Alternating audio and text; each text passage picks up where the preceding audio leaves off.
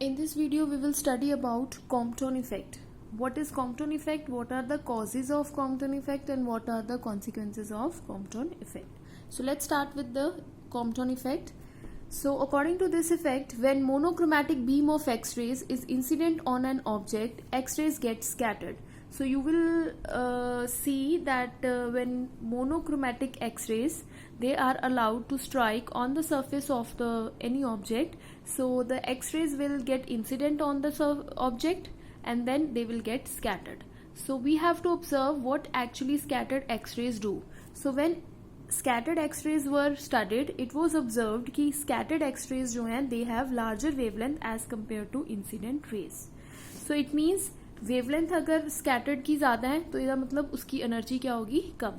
So this means energy of scattered X-rays is lower than that of the incident X-ray. So this increase in wavelength or decrease in energy of X-rays after scattering from the surface of object is known as Compton effect. So in short, if we are able to explain Compton effect, it is कि when X-rays are allowed to strike on the surface of an object, X-rays carry some kind of wavelength, right, and they have a definite amount of energy. When these X-rays strike on the surface of the object will scatter these X-rays. So scattered X-rays will have larger wavelength and lower energy as compared to incident X-rays. So this increase in wavelength or decrease in energy of scattered X-ray is known as Compton effect. So why this Compton effect occurs? So when X-rays are allowed to strike on the surface of an object, what actually happens is कि X-rays come in contact with the electron of that object. So collision occurs between the electron and the X-rays. So what actually X-rays do is they transfer their momentum to the electron. So electron will gain the momentum in the form of kinetic energy and it will start moving fast.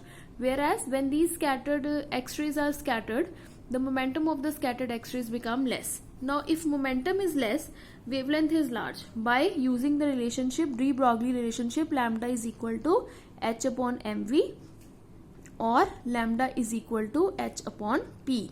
So wavelength और momentum का क्या relationship है? Inverse. So अगर आपके X-rays का momentum कम हुआ है तो इसका मतलब उसकी वेवलेंथ क्या होगी है, इंक्रीज होगी है. सो दैट इज वाई जो स्कैटर्ड आपके पास एक्सरेज होती हैं उनका मोमेंटम लोअर होने के कारण, बिकॉज उन्होंने अपना कुछ पोर्शन मोमेंटम का इलेक्ट्रॉन को दे दिया है और जो रेस्ट बच गया था उसके साथ वो स्कैटर्ड होके बाहर आ गए हैं. अब जब स्कैटर्ड एक्सरेज को हमने ऑब्जर्व किया तो उसका मोमेंटम उतना तो था नहीं जितना इंसिडेंट का हमने दिया था. सो मोमेंटम डिक्रीज होने के साथ साथ उसकी कॉरस्पॉन्डिंग वेवलेंथ क्या होगी, इंक्रीज होगी, because wavelength and momentum they are inversely proportional to each other. So by using law of conservation of energy and momentum आपके पास जो इक्वेशन बनती है for Compton effect, that is delta lambda is equal to lambda dash minus lambda. So delta lambda is the increase in the wavelength, lambda dash is the wavelength of scattered X-rays and lambda is the wavelength of the incident X-rays. It is equal to 2hmc sin square theta by 2. Theta is the angle between the incident X-rays and scattered X-rays. H is your Planck's constant, m is the mass of the electron, c is the velocity. So Compton effect जो है that is independent of the wavelength of incident X-rays. Incident X-rays की कितनी wavelength है उससे कोई फर्क नहीं पड़ता Compton effect को. And it is also independent of the nature of the material used as target. उसको ये भी नहीं कोई फर्क पड़ता कि किस तरह का material आप use कर रहे हो. Compton effect जो depend करता है that depends upon angle theta, that is between incident X-rays and scattered X-rays. So first equation जो है, this equation it can be modified as delta lambda is equal to lambda dash minus lambda h upon M c sine square theta by 2 को modify करके हम लिख सकते हैं 2 sine square theta by 2 और इसको जब हम सॉल्व करेंगे it becomes 1 minus cos theta. So इस इक्वेशन को आप मॉडिफाई करके लिख सकते हो 2 sine square theta and 2 sine square theta is equal to 1 minus cos 2 theta. So putting this value आपके पास इक्वेशन आ गई lambda dash minus lambda is equal to H upon M C 1 minus cos theta. So अब इस cos theta पे आप values put कर सकते हो. एक बार थीटा की वैल्यू आप 0 पुट कर लो, एक बार 90 पुट कर लो, एक बार 180 पुट कर लो. जब आप वैल्यूज पुट करोगे आपके पास फर्स्ट केस में जब थीटा आपने 0 पुट किया है अबव इक्वेशन में आपके पास डेल्टा लैम्डा की वैल्यू क्या आएगी, 0. जब आपने थीटा 90 पुट करोगे इक्वेशन में, सी चेक आउट दिस इक्वेशन, जब आप यहाँ पे थीटा 0 पुट करोगे, थीटा 0 की वैल्यू किसके इक्वल होती है, दैट इज इक्वल टू 1. 1 माइनस 1 क्या हो गया, 0. So delta lambda is equal to 0. फिर आप यहाँ पे थीटा की वैल्यू क्या पुट करोगे, 90. जब 90 पुट करोगे कॉस 90 की वैल्यू क्या होती है, 0. 1 minus 0 is 1. So delta lambda किसके इक्वल आ गया, h अपॉन mc. जब आप यहाँ पे थीटा की वैल्यू 180 पुट करोगे, यहाँ पे आंसर क्या आएगा आपके पास, -1. सो -1 माइनस क्या हो जाएगा, +1. सो 1 + 1 क्या हो गया, 2. सो आपके पास डेल्टा लैम्डा की वैल्यू क्या आ जाएगी, 2h upon mc. So this way you can find out the value of delta lambda for 3 angles, 0, 90 degree and 180 degree. So this is about the Compton effect, कि जब एक्सरेज को आप allow करते हो किसी भी सरफेस के ऊपर स्ट्राइक करवाने के लिए, इंसिडेंट करवाते हो एक्सरेज को, तो एक्सरेज ऑब्जेक्ट जो है उस एक्सरेज को स्कैटर कर देता है. स्कैटर्ड एक्सरेज को जब हम ऑब्जर्व करते हैं तो उसकी वेवलेंथ जो है वो ज्यादा होती है as compare to incident X-rays. So this increase in wavelength of the scattered X-rays is known as Compton effect. This effect does not depend upon the wavelength of the incident X-rays. It does not depend upon the nature of the material. It depends upon angle theta, that is between incident X-rays and scattered X-rays.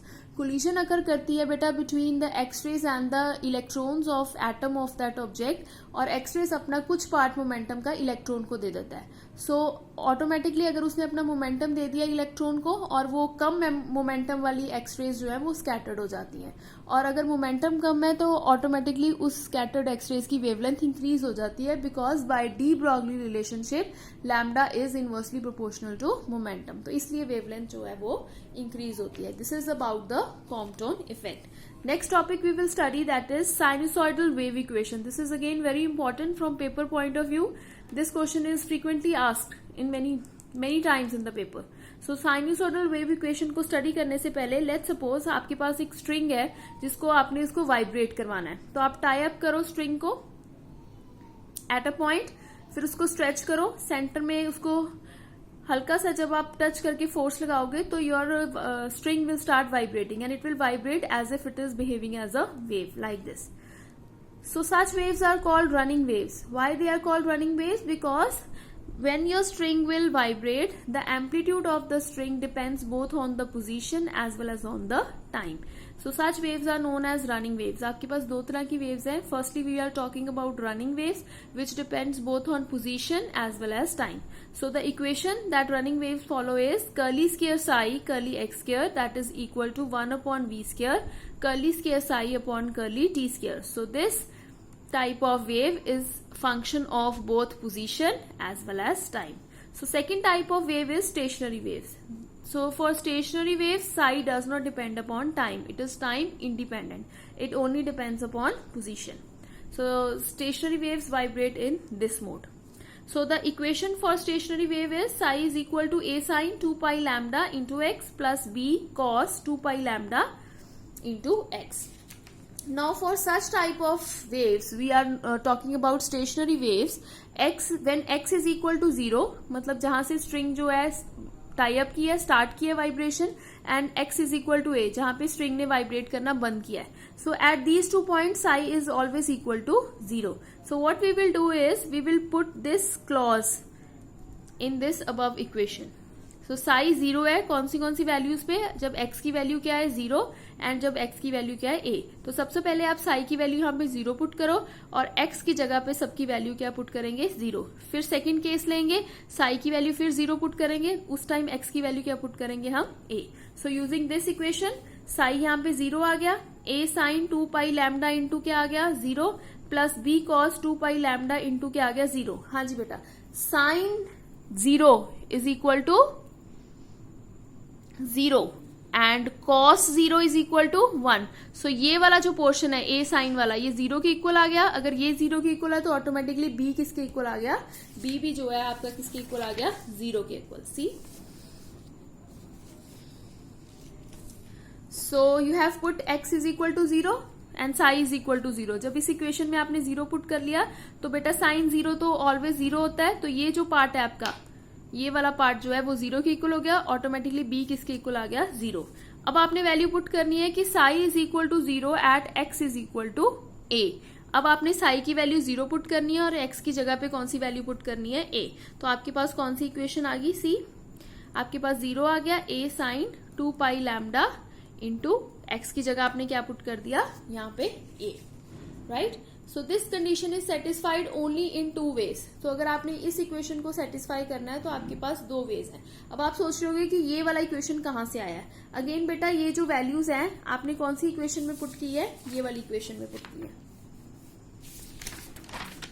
Sai is equal to a sine 2 pi lambda into x plus b cos 2 pi lambda into x. सी इस equation में put करना है. अब साई की value क्या put करनी है 0 और x की जगह पे क्या पुट करनी है a. आपने अभी ऊपर वैल्यू निकाली हुई है b की, that is b is equal to 0. So बेटा ये वाला पोर्शन तो ऑटोमेटिकली किसके इक्वल हो गया 0. तो आपका साई किसके इक्वल आ गया a sine 2 pi lambda into x, और x की वैल्यू यहाँ पे क्या पुट करनी है a. तो यहां से आपके पास ये इक्वेशन निकल के बाहर आई है. Are you getting my point. b जो है 0 है तो ये पोर्शन ऑटोमेटिकली किसके इक्वल हो गया 0 के इक्वल. तो यही बच गया. अब साइन साई किसके इक्वल है a sine 2 pi lambda into x, और x की वैल्यू यहाँ पे कितनी भरनी है हमने a. तो ये वाली जब आप वैल्यू भर दोगे आपके पास ये इक्वेशन आ गई. अब इस इक्वेशन को सेटिस्फाई करने के लिए 2 क्लॉजेज है. नंबर 1, अगर a को आप 0 पुट करते हो, अगर a 0 हो गया तो ऑटोमेटिकली साई भी किसके इक्वल हो गया 0 के इक्वल हो गया. That is not acceptable. या फिर आप क्या करोगे, जो ये है इक्वेशन आपके पास 2 पाई लैम्डा इंटू a, इसको आप किसके इक्वल पुट करोगे एक्स पाई के इक्वल. ठीक है. और 2 पाई लैम्डा किसके इक्वल आ गया एक्स पाई अपॉन a. तो जब आप ये वैल्यू पुट करोगे सो ये कंडीशन जो है वो एक्सेप्टेबल है. तो आपको ये वैल्यू जो है 2 पाई लैम्डा इंटू a किसके इक्वल पुट करना है एक्स पाई के. सो इस इक्वेशन में पुट करो वही जो बेसिक इक्वेशन हमने ली है for stationary wave. Psi is equal to a sine 2 pi lambda into x plus b cos 2 pi lambda into x. अब इस इक्वेशन में आप वैल्यू पुट करो. b की वैल्यू तो ऑटोमेटिकली किसके इक्वल है बेटा 0 के इक्वल है. तो ये पावर पोर्शन अगेन किसके इक्वल हो गया 0 के इक्वल हो गया. अब आपके पास बचता है 2 पाई लैम्डा. 2 पाई लैम्डा किसके इक्वल है सी a इधर इस साइड ले जाओ x pi upon a into क्या है x है ये आपके पास. So this equation is known as sinusoidal wave equation and it is very important from paper point of view. So next topic जो हम स्टडी करने लगे हैं that is Schrodinger wave equation. So this equation basically describes the behaviour of the electron waves. ये equation हम basically use करते हैं to find out या describe the behaviour of the electron waves. So let's suppose आपके पास एक string है, आपने उसको वाइब्रेट करवाया. तो string will vibrate in the form of a wave from point 0 O to point A. Now this string has an amplitude y and this y is a function of both x and t. X is the position and t is the time. So for such kind of wave the equation becomes curly square y upon curly x square equals to 1 upon v square curly square y upon curly t square. So x and t जो है they are the variables position as well as time and y जो है that is the amplitude of the wave. So we can also say कि जो y है that is a function of both x as well as function of time. So for fx की value जो है position की value that is a sin 2 pi lambda into x जो आपने पीछे यूज की है. दिस इज टाइम इंडिपेंडेंट, इसमें कोई टाइम वाला सिचुएशन नहीं है. और जो टाइम gt की वैल्यू है that is a sine kt plus b cos kt, इसमें टाइम है so it is time dependent.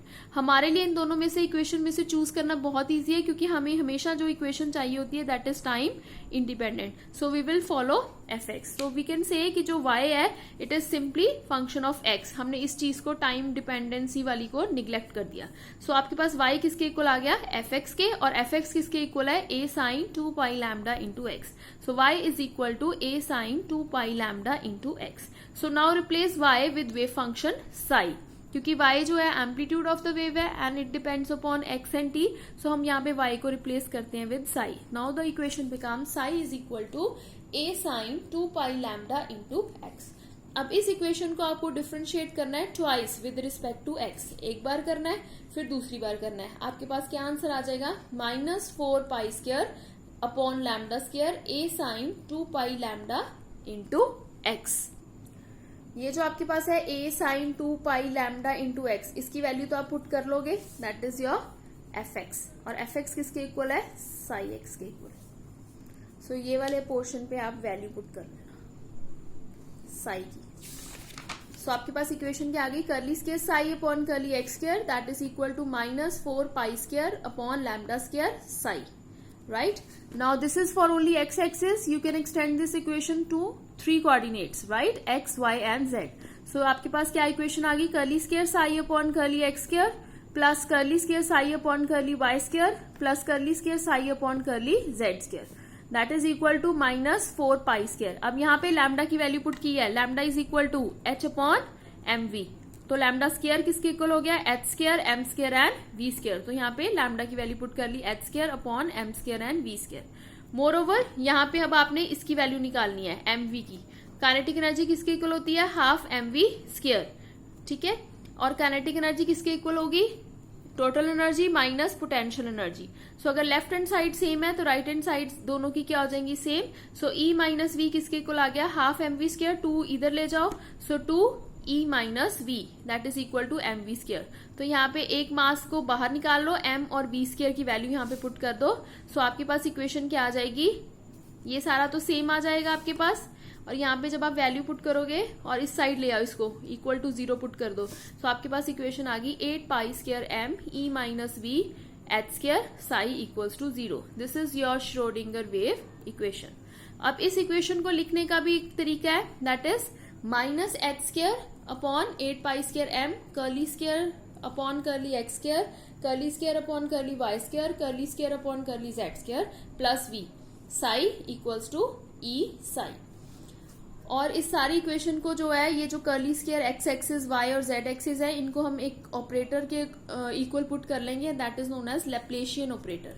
तो ये सारी टर्म को इसके इक्वल कर लिया, डेल स्क्वायर के इक्वल। सो आपके पास इक्वेशन शॉर्ट में क्या आ गई, minus H square 8 pi square M del square plus V psi E psi. So ये जो है आपके पास within the brackets that is your Hamiltonian operator, H operator. अब ये जो पोर्शन आपके वो मैंने, ये तो श्रोडिंगर वेव इक्वेशन हमने डिराइव कर ली। अब ये जो अबव इक्वेशन मैंने लिखा है कि above equation can be written as this. अब ये इक्वेशन, इस इक्वेशन से ये इक्वेशन कैसे बनी है, यू कैन सी हियर। सबसे पहले तो आप श्रोडिंगर वेव इक्वेशन सिंपल लिख लो, curly square psi upon curly x square plus curly square psi upon curly Y square curly square psi upon curly Z square plus 8 pi square M upon H square E minus we psi equals to 0। पहले तो आपने ये simple equation लिख ली, right. अब आपने क्या करना है, ये वाली टर्म को इस साइड ले जाओ। तो यहाँ पे क्या आ गया, साइन इक्वल टू के बाद कौन सा साइन आ गया, minus 8 pi square M upon H square E minus we psi, ठीक है। अब आपको क्या करना है, ये जो पोर्शन है minus 8 pi square M upon H square, उसको इस साइड ले आओ। तो इस साइड ले आओगे, एच ऊपर चला गया, एच स्क्वायर ऊपर चला गया, 8 पाई स्क्वायर एम नीचे आ गया। सो आपके पास क्या आ गया, minus H square upon 8 pi square M curly square upon curly x square plus curly square upon curly Y square plus curly square upon curly Z square, right. अब psi इन तीनों में common है तो मैंने ब्रैकेट के बाहर लिख लिया, और यहाँ पे क्या रख लिया, इसको मल्टीप्लाई कर लिया, साई को पहले ई के साथ माइनस फिर वी के साथ। तो आपके पास क्या आ गया, E psi minus we psi, right. अब ये जो है पोटेंशियल और साई, उसको मैं इस साइड ले आऊंगी। तो यहाँ पर भी साई है, यहाँ पर भी साई है, तो फिर से साई कॉमन रख लिया, इसको ब्रैकेट के अंदर क्या लिख लिया, plus V equals to E and psi. This is your Hamiltonian operator. अब ये जो curly square upon curly x square है, curly square upon curly Y square है, curly square upon curly Z square, इसको आप डेल स्क्वायर भी लिख सकते हो, अदरवाइज यू कैन यूज। तो यहां से ये मॉडिफाइड इक्वेशन आई है। So in this way you can derive the Schrodinger wave equation.